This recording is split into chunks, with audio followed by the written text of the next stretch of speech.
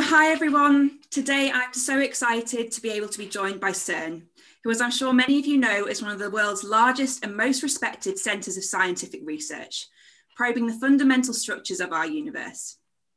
You may also be aware that last March, myself, Jessica, who's on the webinar with me today, and our colleague Max were due to fly out to Geneva to visit CERN in person. But unfortunately, due to the pandemic, we weren't able to go. So I'm so pleased that we've been able to organise this webinar to give you a taste of life at CERN. Today, we're going to discover why CERN is a place like nowhere else on Earth and look at the incredible opportunities they offer to students and graduates each year.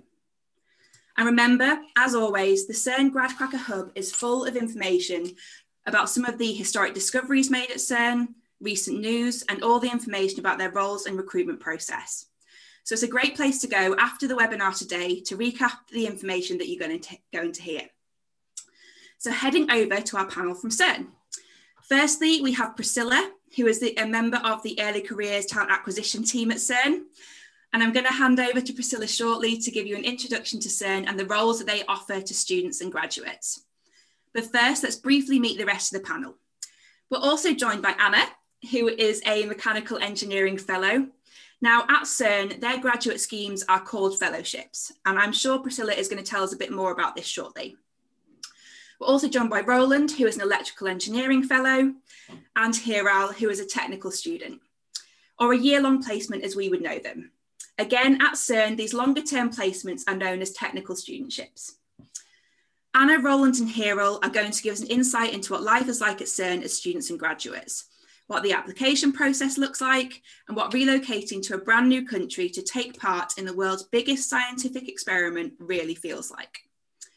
And last, but by no means least, we are joined by Raymond Veness, who is currently the section leader for beam instrumentation mechanics at CERN, and has been working on the Large Hadron Collider since 1995.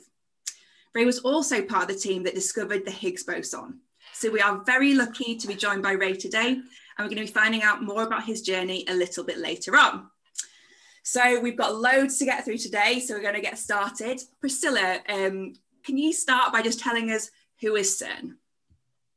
Okay, sure, thank you. Thank you for the introduction. Hello, everyone.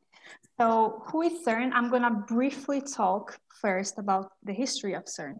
And everything started just a few years after the Second World War, when a few visionary North American and European scientists identified the need for Europe to have a world-class physics research facility that would not only unite European scientists, but also allow them to share the increasing costs of nuclear physics facilities.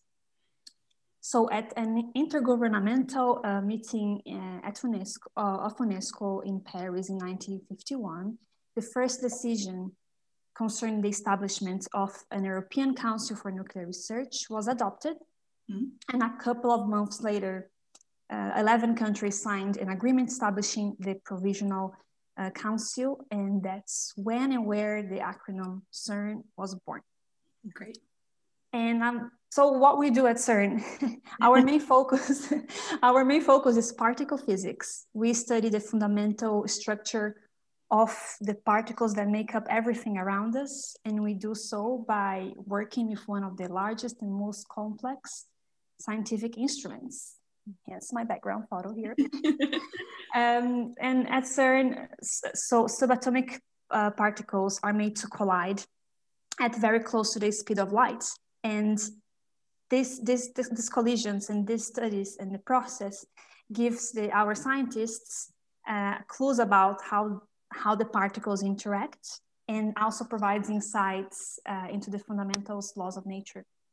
But the physics program at CERN, at the laboratory, it's much broader, and it ranges from nuclear to high energy physics, from studies about antimatter to the possible effects of cosmic rays on clouds.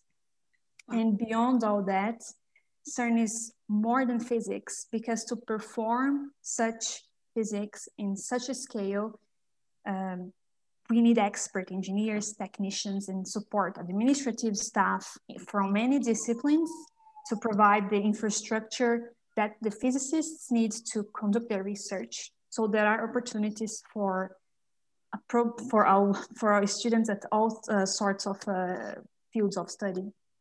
Fantastic. And yeah, and I'm going to talk a bit, Sophie, about the purpose of CERN. Mm-hmm. So our purpose is beautiful because it's science for peace, is pure scientific and fundamental nature.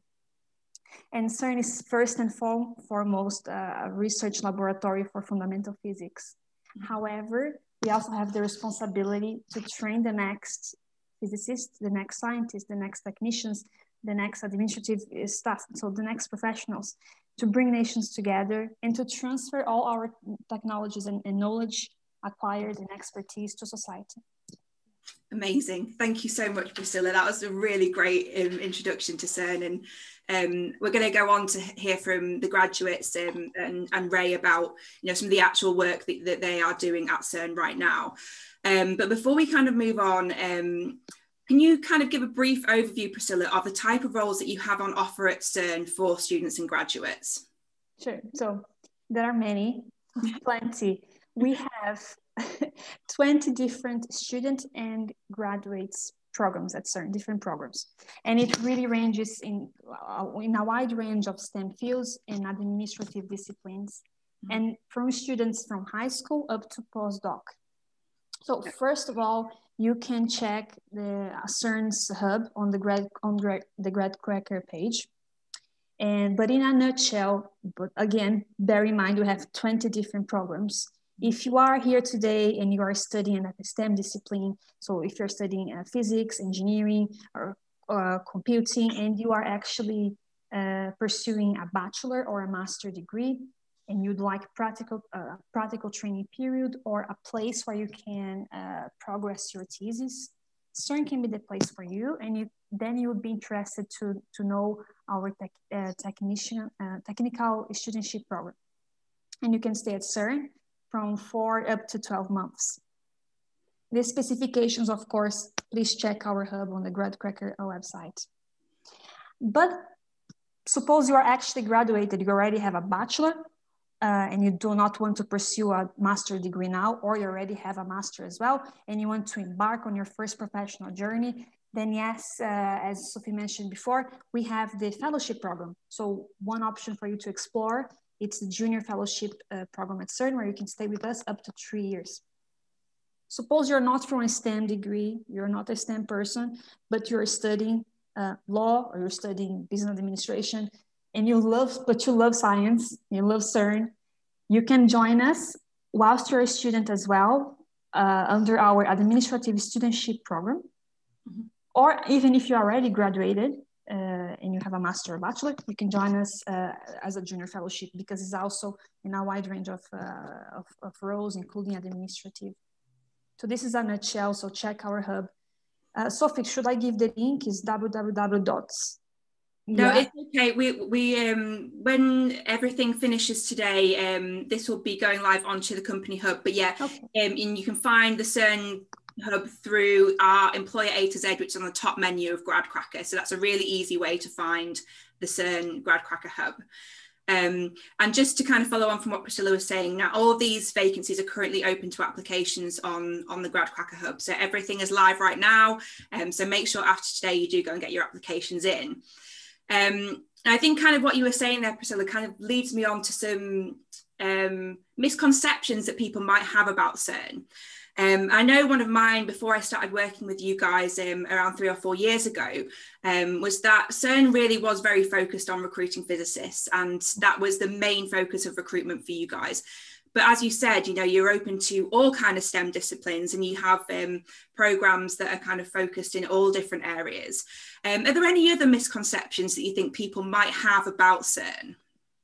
Well, I certainly had myself when I joined, or before I applied, is that CERN is elitist, and it is a common misconception. So it's not just me. I know that more people also think the same, a lot of candidates. And I would like to first point it out that still in 2021, is for someone to have access to university, to an education level is still a privilege in our society. And depending on which country you were born and your upbringing, your background, that's a fact. And if you manage, despite that life adversities, to to pursue a bachelor degree or above, you are a hero of your own. However, we do not hire just people with this sort of degrees. We do not hire just doctoral students, just PhD degree holders. We do hire even what in the UK will be equivalent to a technical degree that meant, and I mean by that, the BTEC degree, the NVQ, High National Diploma. So no matter your level of qualification, we have a program for you here. And if maybe you already have experience, so you can join us as a professional, as a staff, or if you're a student and you are just graduating from different sort of levels of degree, you also have an opportunity. So we really to reduce this misconception of being elitists, that we just hire PhD students, and also like we really would like to boost diversity at CERN even more. So no matter your personality, no matter your level of education, no matter where you come from, we are open to receive you here, to welcome you, and so you can add to our organization. Great, thank you, Priscilla. Yeah, I think that's a great thing to highlight, and I think it probably is a misconception that I had before as well, that you do only recruit physicists, PhDs, and actually after getting to know you guys over the last few years, it couldn't be more from the truth, and you are so open and want to get these messages out to everybody as well. So it's great that we can do that today. Okay, final question for you, Priscilla, before I move on to meet everybody else, as it's a subject that I think that some of the grads might be, and interns and students watching might be worried about, is Brexit and how this will affect CERN. So in terms of the application for British citizens to apply, there's no impact. The UK's participation in CERN's activities, it's independent to its belonging to the EU. So no impact in this matter.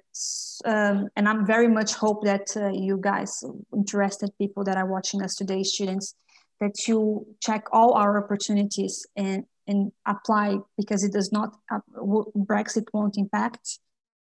So it's regardless of the UK withdrawal from the EU. And also mentioning, it's important to mention that CERN has an obligation to ensure that all our members of personnel and their families have the right to reside in our host states, France and Switzerland, whether they are a citizen of the EU or not. Okay, great, thank you. Okay, so I'm now going to head over to meet the grads. We'll be coming back to Priscilla at the end of the webinar just to kind of hear some more fine details about the application process and things. But I just want to kind of introduce all of our graduates and students. So Anna, starting with you, can you tell our audience which university you studied at and what you studied and what your current role at CERN is? Yeah, so I am a mechanical engineer. I did my bachelor's degree at the University of Bath, followed by a master's in science in advanced mechanical engineering at Imperial College London. It was very common in Bath. I think 80% of students on my course took a year out to do a year-long placement. So I did that. I also had some preconceptions about CERN and thought that they only hired physicists and found out that there was some students a grade above me, a year above me, who were at CERN. So I got in touch with them. They told me wonderful things about CERN. I tried my luck, got a place as a technical student. So that was between my second and third year at Bath. I then returned to university, and once I graduated, I applied for 2 graduate schemes, the fellow one and then like a separate one. In that case, I did not get a fellowship, but I got the other graduate scheme. That was a 2-year contract, and I've just now finished my first year as a fellow. Fantastic, thank you, Anna. Roland, over to you. Where did you go to uni? What did you study, and what are you doing at CERN now? Hi, I went to the University of Plymouth and I did an integrated master's in electrical and electronic engineering. So that was the bachelor's and the master's combined into one degree. Unlike Anna, I did not do a year out. I did the whole thing in one go. And then I did a graduate scheme in the UK for 2.5 years at a company in Oxfordshire, in fact, another particle accelerator. But while I was there, after about 18 months, I had the opportunity to come to CERN for about 3 months to do the equivalent of a sort of summer student role, that kind of time duration. And it was whilst I was here, I learned actually, yeah, this is the place I want to be. So I went back to the UK, did one more year at STFC, and waited for the new fellowships application rounds to open. Once they did, I applied, and I was lucky enough to be accepted for the junior fellow. So here in my day-to-day role, I'm an electronic engineer, and I'm working in machine safety. So I'm designing sort of safety systems for the LHC, essentially. Great stuff. Thank you, Roland. I'm sure we're going to hear about more of that later on. And finally, Hiro, what did you study, and where did you study, and what are you doing at CERN now? Oh, hello, everybody. I have a bachelor's degree in mechanical engineering from Sardar Patel College of Engineering, which is in Mumbai, India, where I come from. I came to Europe to pursue my master's degree in space science and technology.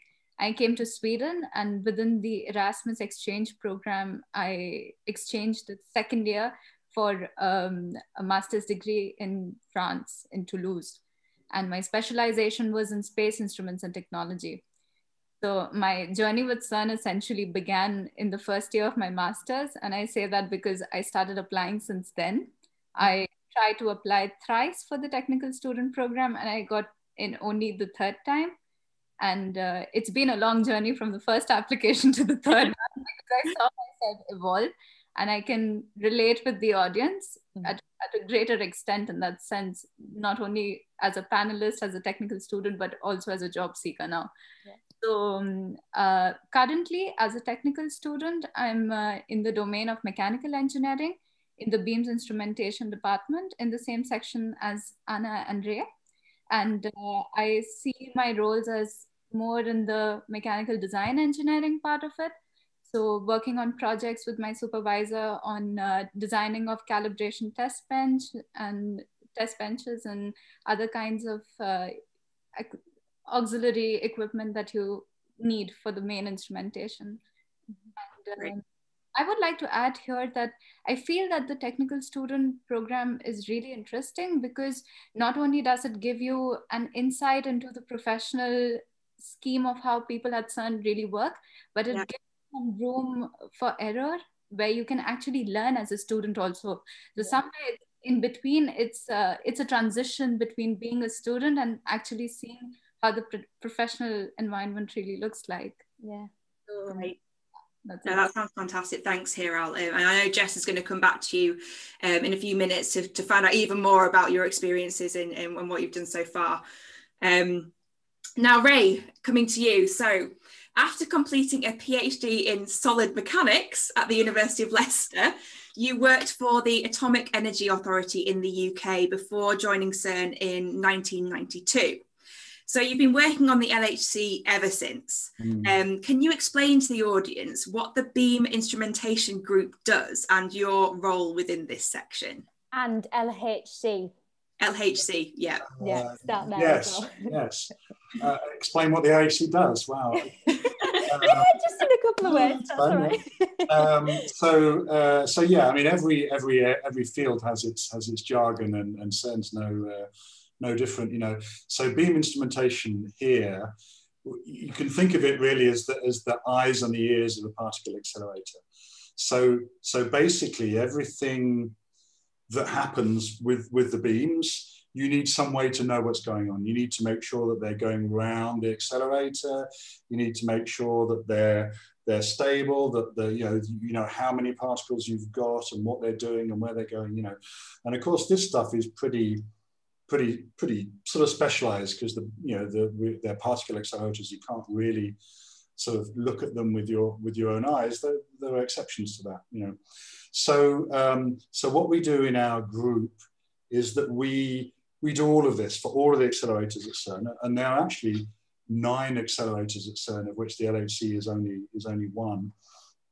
And that means we've got like about 5,000 instruments that we're operating around all of the CERN accelerator complex. And these are constantly monitoring and checking and being used for improvement and for safety particularly, for example, if you look at the LHC, the Large Hadron Collider, you know, this is the most powerful machine in the world, most powerful accelerator that's ever been built. Now, it's kind of safely 100 meters under the ground under our feet, so there's no risk to people. But if you lose the beams, they have a kind of the stored energy really of an aeroplane in flight. So if they go crashing through the rest of the accelerator, they can cause huge damage. Yeah. So we in the beam instrumentation group, we provide all the instrumentation to make sure that these things are safe and that they're working well. Mm-hmm. So this is very broad. You know, we have physicists, accelerator physicists, we have engineers like myself, I'm a mechanical engineer. We have, you know, technicians, mechanics who actually machine things, you know, and people are working on IT. We have software that we write for this stuff. Electronics, you can imagine a lot of, you know, fast electronics and data acquisition. And then our team, my team, the mechanics team, we actually build all the hardware. We build the stuff you can actually kind of hold in your hands and put inside the accelerator. And there are again, you know, quite a number of specialized bits of engineering that go on in there. So come to your question of the LHC. By the way, before I say that, I just want to say, you know, CERN is a physics lab, but I like to call it an engineering lab that does physics.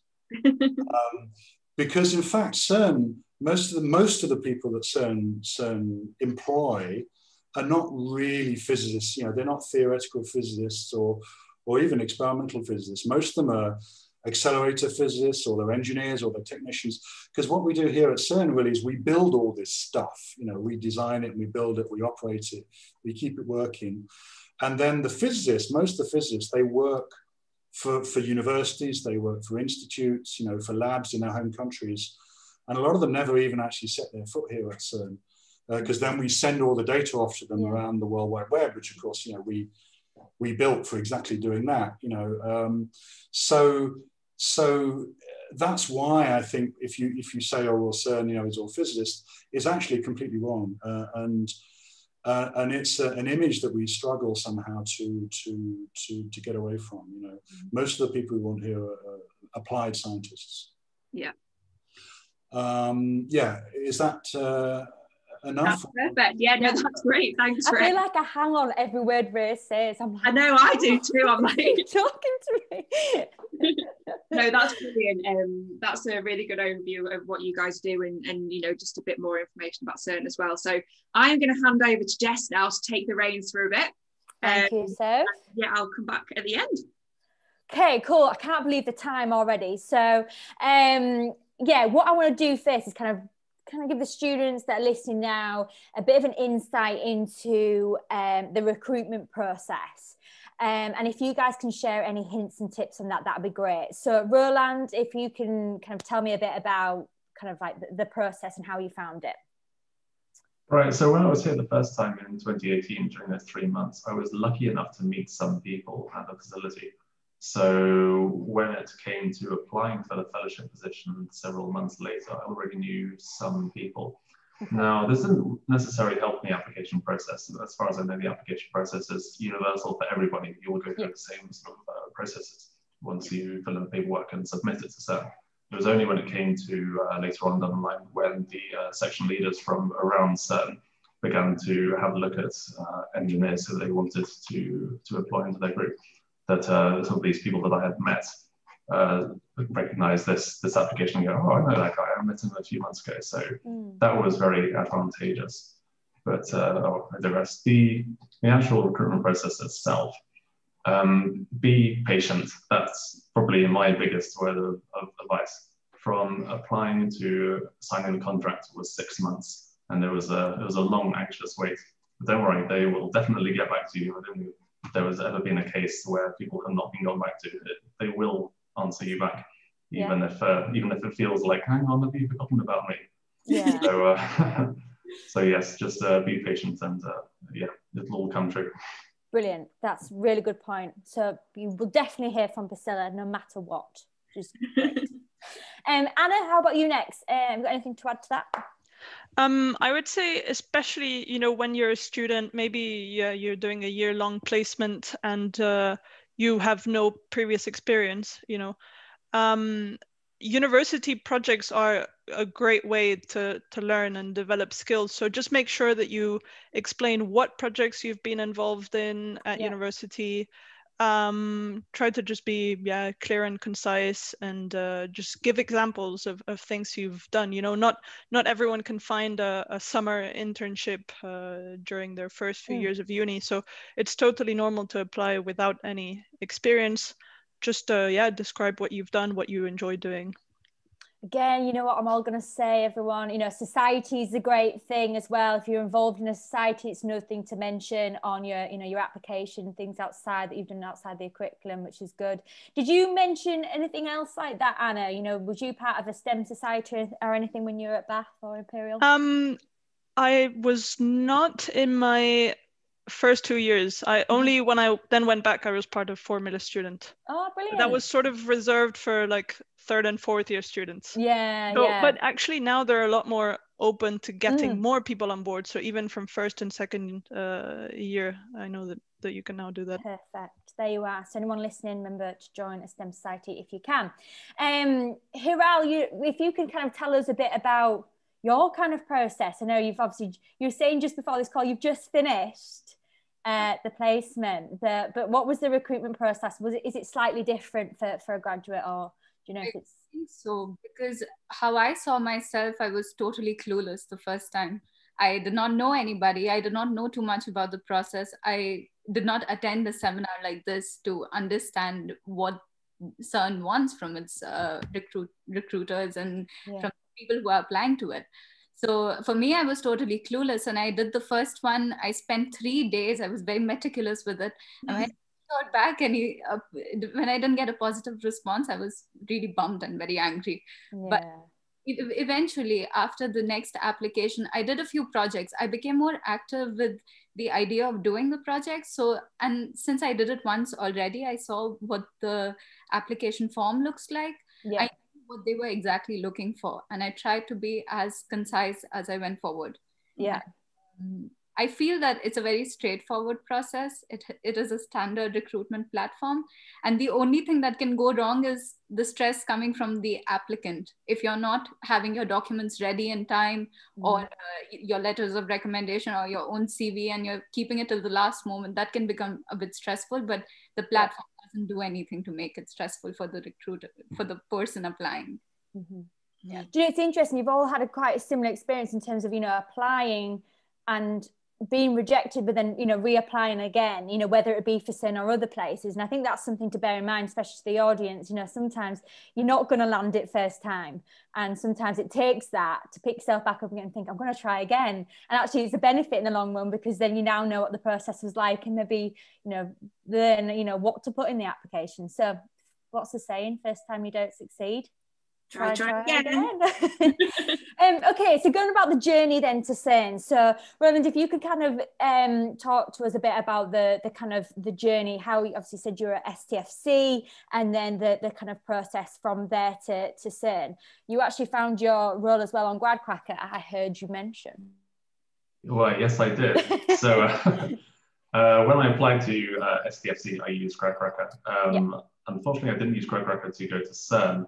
But when I applied to STFC, I did use GradCracker. Yeah. I also used it for when I applied to BAE Systems, and I think Augusta Westland as well. Oh, but, name drop there, thank you. But I got to say, it made the whole process a lot easier. But when you go onto the site of the company with whom you want to apply, there's like, what do I go? Careers, I guess. What now? GradCracker is just like bish bash bosh. This tells you where you need to go and what you need to do. New strapline, bish bash bosh. There we are.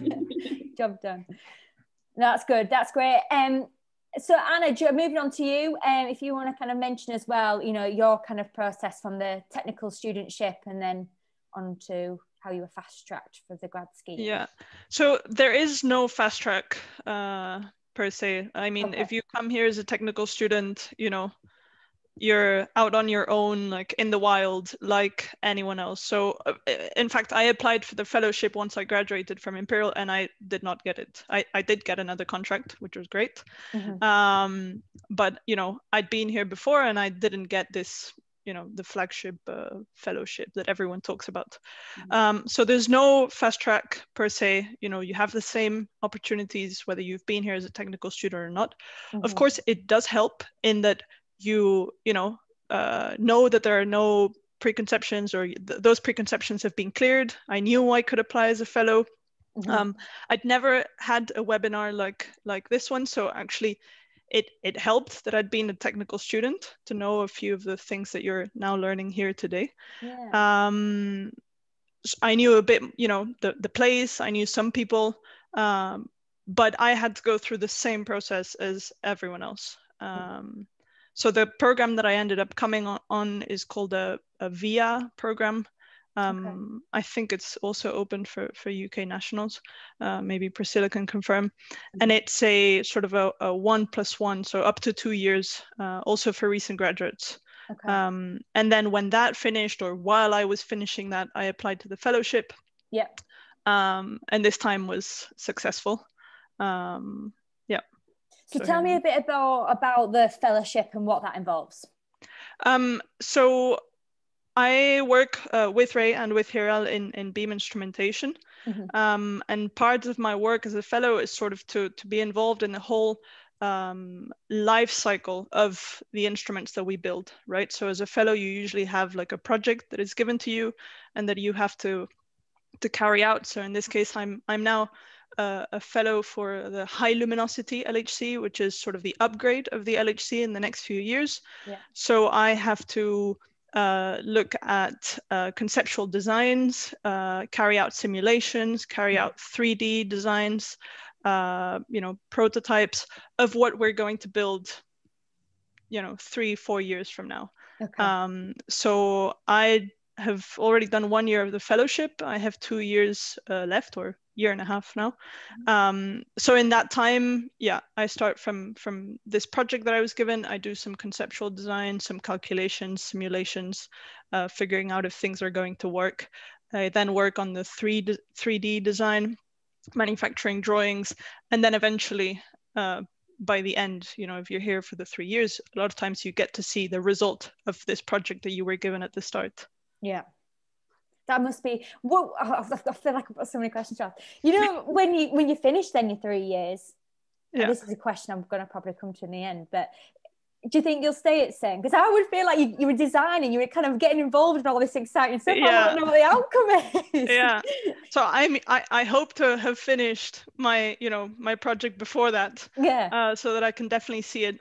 So after the 3 years as a fellow, I've sort of the only other contract that well, not the only one, but the next contract would be like a staff contract. And those are really hard to get, you know. So it's like, not only are you good enough, but like the people that you're competing against are really good. The number of places are really limited. So even while you're a fellow, you're usually encouraged to, you know, be on the lookout for staff positions that open. It's very difficult also for a staff position to open, like in the team that you're in another team where you might know someone. So you always have to sort of be on the lookout and see if anything pops up, because the opportunities are there, but they're limited. So I just try to keep my eyes open and eye on the ball kind of thing. Time will tell. Yeah, definitely. Roland, what about you? And obviously Anna mentioned a bit about, you know, your involvement, but tell me a bit more about what you've been doing on fellowship. Okay, so I'm designing these things called interlocks. So interlocks are essentially safety systems. You have a number of inputs, and then the output state is determined by the states of the input. So say you have 20 inputs. If any one of them is false, then the output will be false. All 20 of them have to be true for the output to be true. So we take these safety sort of like called permitted signals from users around the facilities, around the accelerators. So take the LHC, for example. It'll take these safety signals from beam instrumentation or electrical power converters, quench protection systems, all these things. And if any one of them gives a false reading, then our equipment will detect it and then try and safely so-called dump the beam from the LHC. So it removes the beam from the accelerator so that we don't run into this problem where Ray was talking about earlier of this 747 load of beam crashing into the side of the beam and damaging lots of expensive things. So it's my job to design that system. So there was a system designed in 2006, but as the electronics were from 2006, a lot of it is now quite obsolete. So I'm doing a brand new redesign of that system. So we're taking the lessons learned from the first system, but then incorporating it with new electronics. And the real benefit is that because the section that I'm working in is quite small, I have a lot of creative freedom to experiment lots of different technologies and options.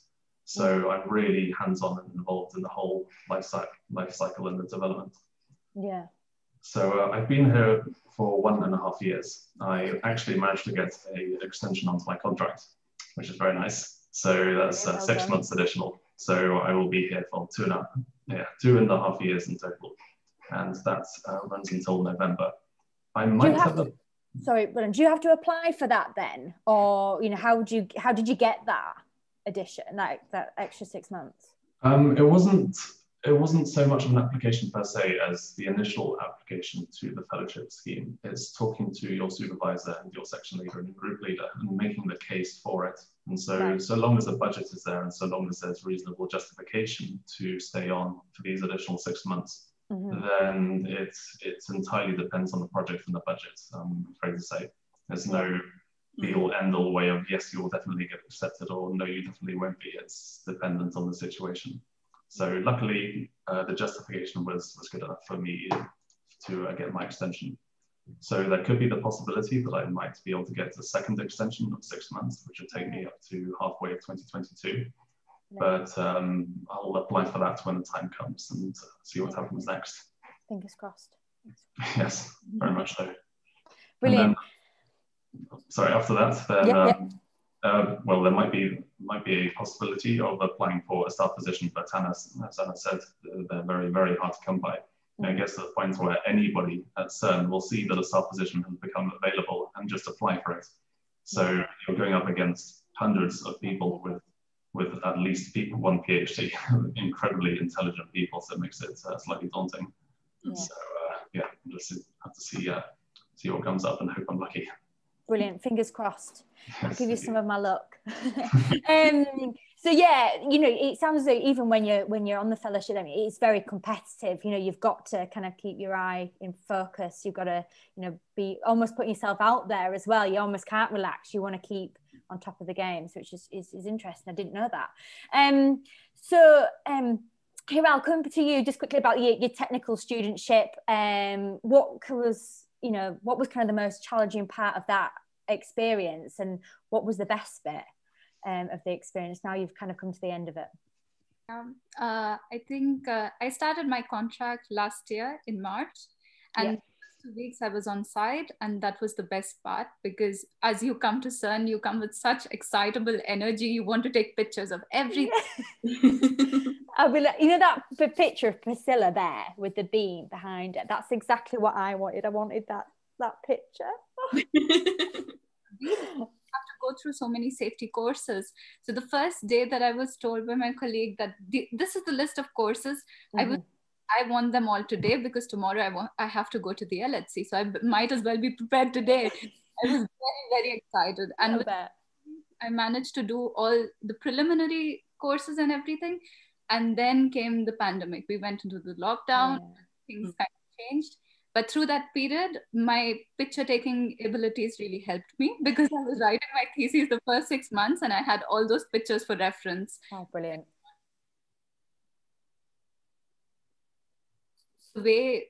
Oh gosh. Are you back? You're here? You're here? I can hear you. You're back, yeah. Yep. So sorry about that. It happened. No, don't worry. Yeah, so since I was doing my master thesis, the first 6 months, I was given one topic to concentrate on, which was the rest bench for the beam position monitors, which essentially tell you in the LHC where the beam is going to be placed spatially. And that was my main topic. But at the same time, I was introduced to a bigger collaboration where I could understand how it works and given, you know, some small things to work on, even in that collaboration. And it was very clear that after my thesis, I had the freedom to go around. And since my section is very versatile, the beam instrumentations, mechanical logistics department being so versatile in the projects that they handle, I went around to everybody asking them, is there something I could work on? You know, maybe because my projects are done and I just want to know a bit more. So it was very dynamic in that sense. Yeah. Apart from the lockdown period, it has been very exciting for me. Yeah. Oh, brilliant. And that's, you know, credit to CERN as well, that they can offer you, you know, even in the midst of a pandemic, such a fantastic experience, which is brilliant. Next, I'm going to kind of ask you all, but I'm dying to hear from Ray about the Higgs boson. Because the question is the kind of career highlights or a project you've worked on so far. And yeah, Ray, tell me everything. Well, yeah, you know, I mean, okay, I should be cautious here, you know. It's great. It's great to say in a party, oh, yeah, you know, I discovered the Higgs boson. You know. And I can, you know, I can put my claim to it. I was just dug it out, you know. This is like the technical paper, you know, that for Atlas and CMS that said this is the Higgs boson, you know. Wow. And if you look in there, my name is in there. Is it? It's official. Is yeah, it? So when I say I discovered the Higgs boson, you know, there was me and like a couple of thousand other people, you know. But even so, you know, what I really loved about it was that, you know, I'm a mechanical engineer, and the fact is that if you really asked me, you know, in detail exactly Higgs mechanisms and, you know, why it's the probabilistic, you know, discovery and all this sort of stuff, I wouldn't be able to answer because it's not my field, you know. But what I did do is I built some of the hardware. I was responsible for some of the hardware that made it possible. And CERN is kind of like that, you know. As I said, it takes all sorts. And I think because of that, I got my name on that paper, and I'm extremely proud of that. And I will be for the rest of my days. What, just so anyone that is listening, and again, if you can do this briefly, Ray, in any way possible, what is the Higgs boson?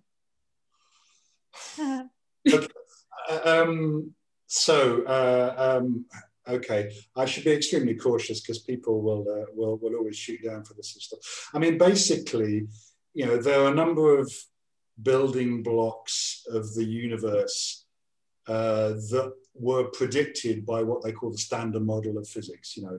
And some of them we know, you know, some of them are quite obvious, you know, or relatively obvious, you could say, like, you know, electrons, you know, that we see in photons, light, you know. Some of these are fundamental particles. A lot of the things we see are kind of composite particles made up of other things sort of bonded together, you know.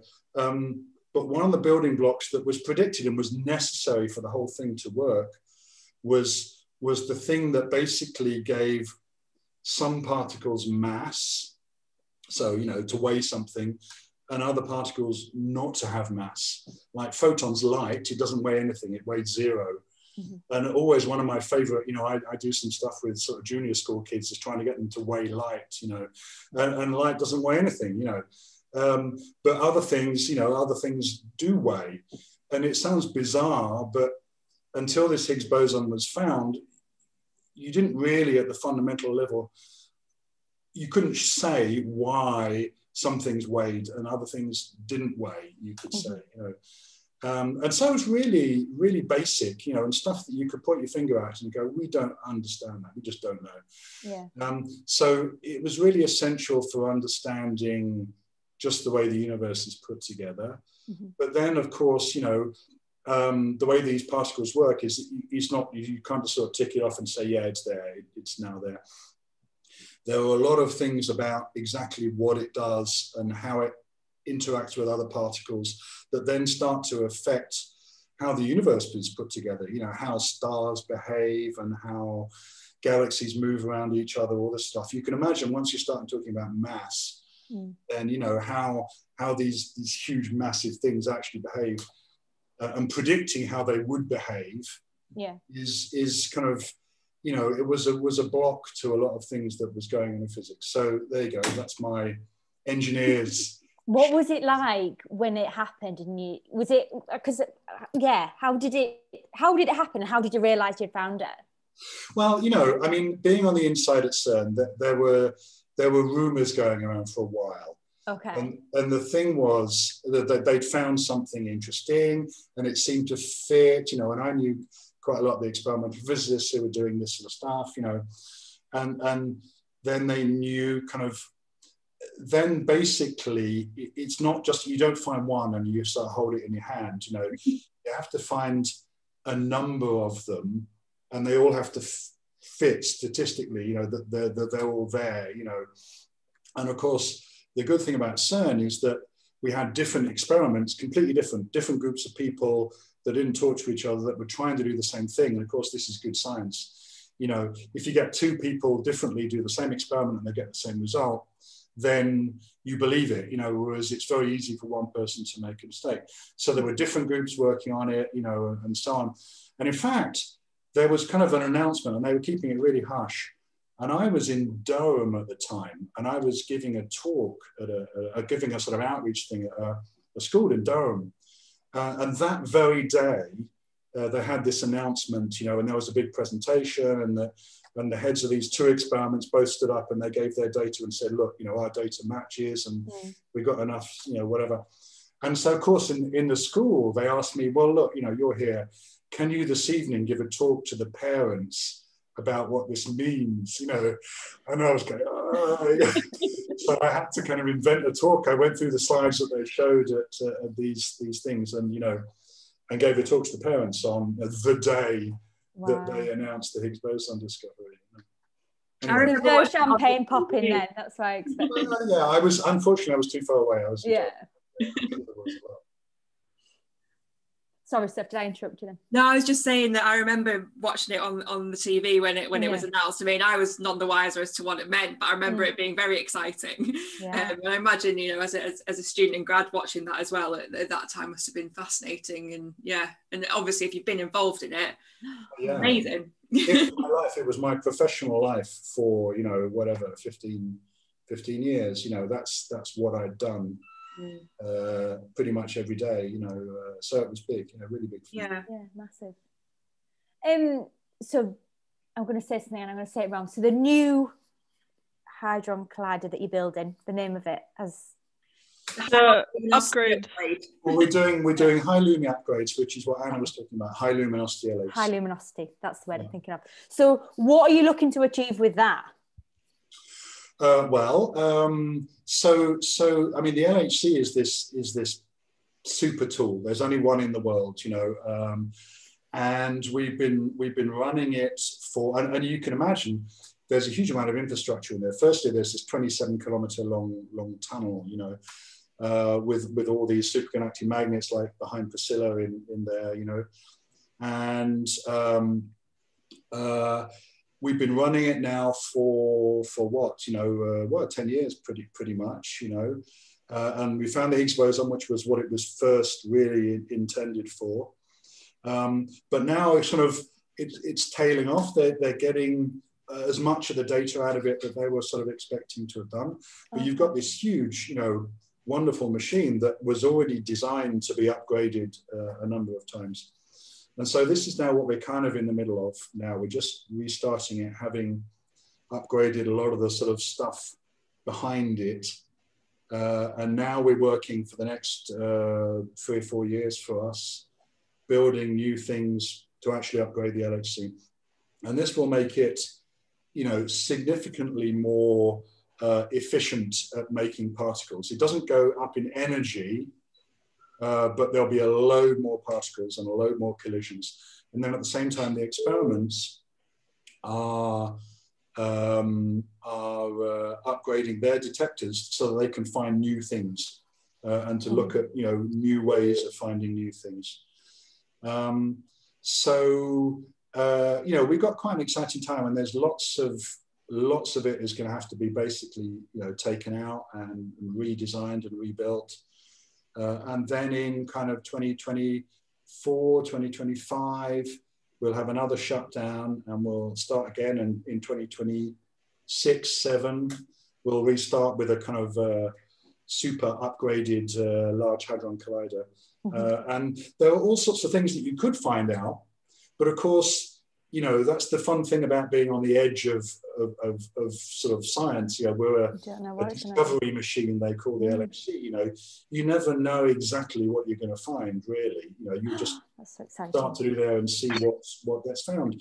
And there's things like, for example, dark matter and dark energy. And you probably read these if you find, you know, science magazines.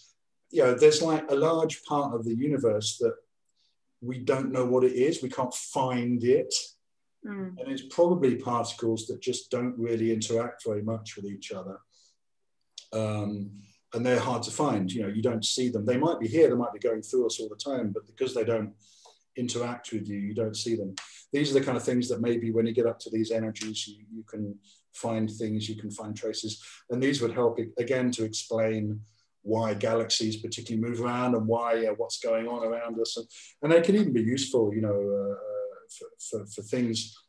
And of course, typically, you know, what happens in our field is that we discover things and they go, yeah, that's very interesting. And then kind of a few years later, suddenly they realize that actually it's extremely useful and it changes the whole technology, you know, which is the way it's done with electronics, for example. The sort of quantum theory has completely changed electronics, and you know, changes the way we live. But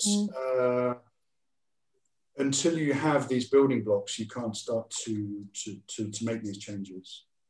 Oh, it's fascinating, isn't it? Yeah. And you guys must be so proud when you go to bed in the night and think that that's what you guys do every day.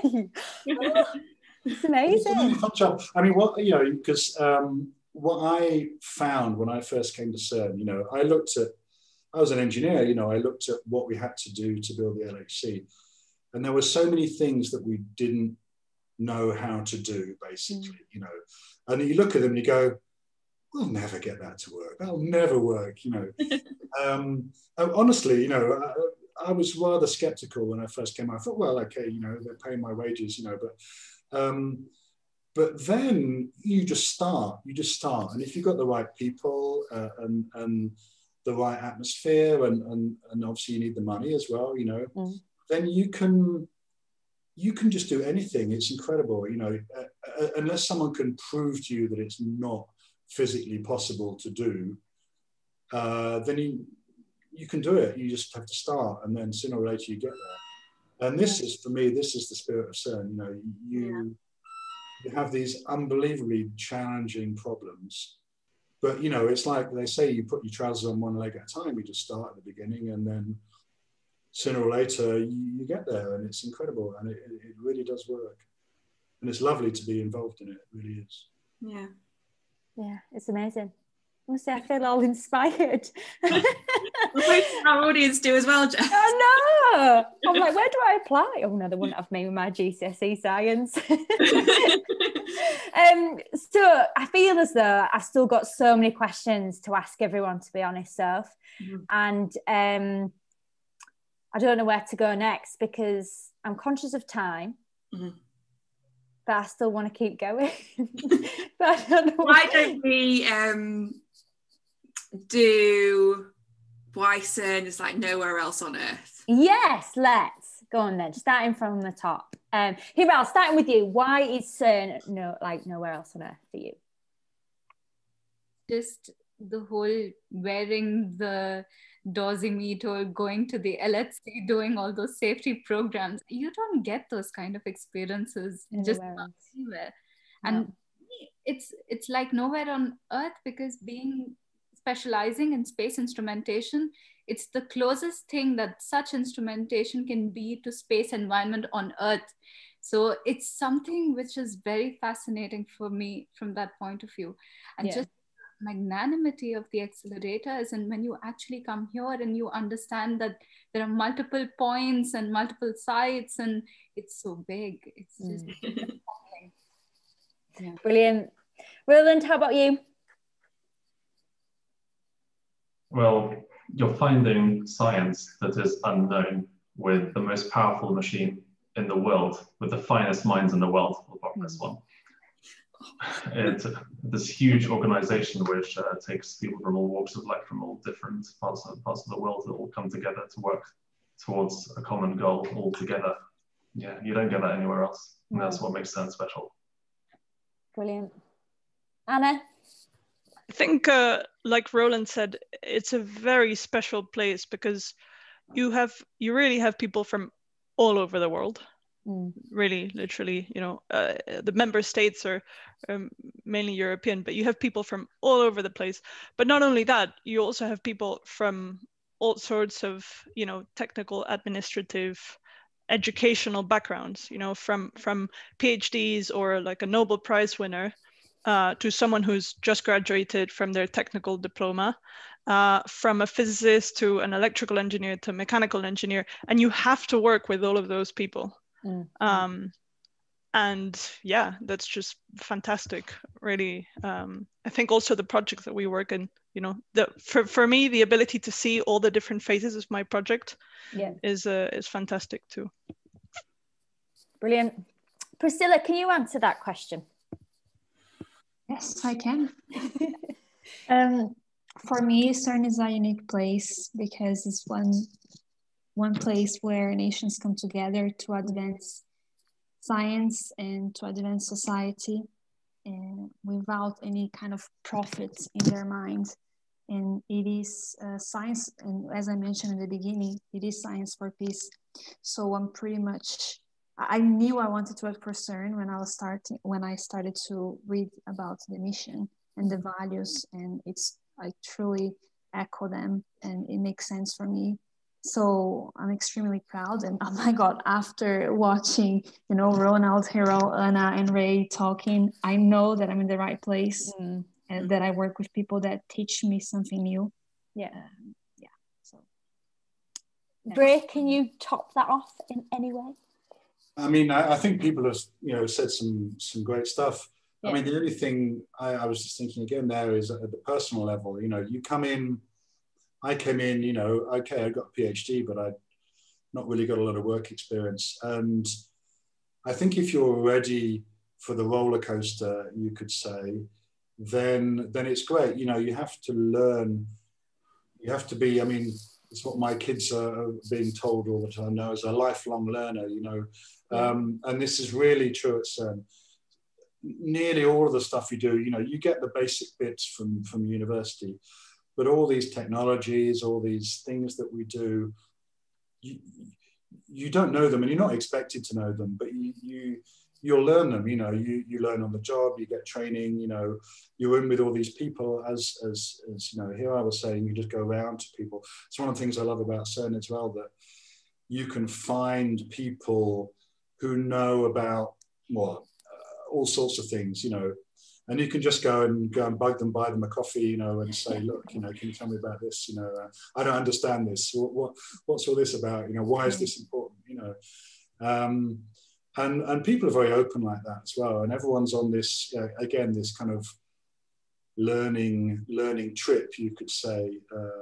I think, you know, and I think, you know, coming back to something that was said earlier, you know, these programs that we have, technical student, you know, fellow or whatever, they're great, you know, they're part of the learning process, and I think they're valuable in their own thing. But clearly, for me as a CERN kind of person who recruits people, it also gives us really the opportunity to understand people, you know.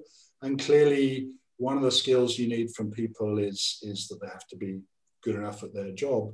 But then these other things that, you know, you've kind of seen from here about being ready and being open and being ready to learn and sort of being ready for failure, because things go wrong all the time, you know, and being sort of you know, resilient enough to cope with these things that go wrong all the time. You know, these are all skills that actually are kind of part of the sort of recruitment process, you could say, at CERN. And by having, you know, been through these things that Hiral and Anna, you know, who I know, you really get the feeling, you know, for how people respond to this sort of, you know, career, you could say. And it's different from some careers.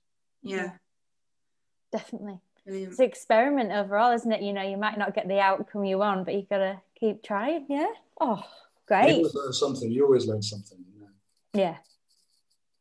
Brilliant. Well, guys, it was very, very interesting. I feel like, again, I could just keep going and I don't want it to end. But unfortunately, it's already 3 o'clock. So apologies for our audience for overrunning, but I am going to quickly hand back to Sophie to kind of wrap everything up. But thank you so much. Thank you, Jess, and thank you so much, everyone, for everything that you've said today. It's been amazing. I think, you know, hearing the stories from Hiro and Anna and Roland about their experiences of getting to CERN and the application process and the resilience that Ray was just touching upon is such a good message to get across to our students that, you know, if at first you don't get that role, but, you know, you show your passion, reapply. It's great to kind of get those messages across to our audience. And, you know, someone watching this, I can't see why anybody wouldn't want to your vacancies right now. So I'm going to quickly swing back to Priscilla really quickly, because as Jess said, we are, you know, running over our hour, but I just want to kind of swing back to Priscilla, find out about the application process, because right now, as I mentioned earlier, you're open to applications for all of the roles that we've discussed today that you can find on the CERN GradCracker Hub. If you had to say kind of one top tip or some advice that you could give to students when they're applying to CERN, what would you say, Priscilla? Sure. And just before I say it, I just want to say that if you are a student, that I hope you learned by now that you don't have to be studying physics necessarily to apply. So if you are studying mathematics, accounting, or law, or you are a student and you want to get experience as a system administrator or an audiovisual professional, firefighter, translator, the process, the tip that I would give for the students is, please, first of all, read the whole job description and take notes of the mandatory documents that you have to apply. It changes according to the program. Some of the roles might ask, some of the programs that you apply might ask you to upload just the documents, and this is the process. Some others might ask you to do an online interview that is in a platform that is called Sonroom. Some others might ask you to do a cognitive test. So make sure that it is in our website, it is in the job description, the specifications and the requirements. So really the number one advice is read the job description. So we don't, you know, so the vacancy doesn't come to a closing date. Suddenly you forgot your academic transcript, for example, and you have your references, you spend hours doing the application and you just missed that small detail in the description that makes your application incomplete. So be ashamed to lose it. Yeah, we've just recently written a blog about how to get the most, how to get the most out of the job description and how important it is, because it is the most important bit of information at this point that you're going to get from the employer. So yeah, please read that and please listen to Priscilla. Yeah, I think especially in CERN's case, you know, because there are slightly different requirements that you do need to supply to be able to apply to CERN that you might not have to do with other applications. So that is really important that you understand the supporting documentation that you need. Here I'll touched upon it earlier as well about making sure you get that ready and be organised before you get to the closing dates. So that is really, really important. And I think we've heard so many tips and so many anecdotes that our audience can use in this application process now to really support their applications. So thank you so much to all of our panelists from CERN today. It's been so fascinating. I've loved every second and I could stay here all day. So make sure you get your applications in. But before you do, as Jess was just mentioning about, one of the blogs we've already written is about job descriptions, but you also might want to head over to the Career Centre again, where my colleague Hannah has recently written a blog about how to get the most out of the GradCracker webinars and reference them in your application. So that's live right now in the Career Coach section of the GradCracker Career Centre. So make sure you read the job description one and the webinars blog, and that'll really help you put in an even better application using the information that you've heard today.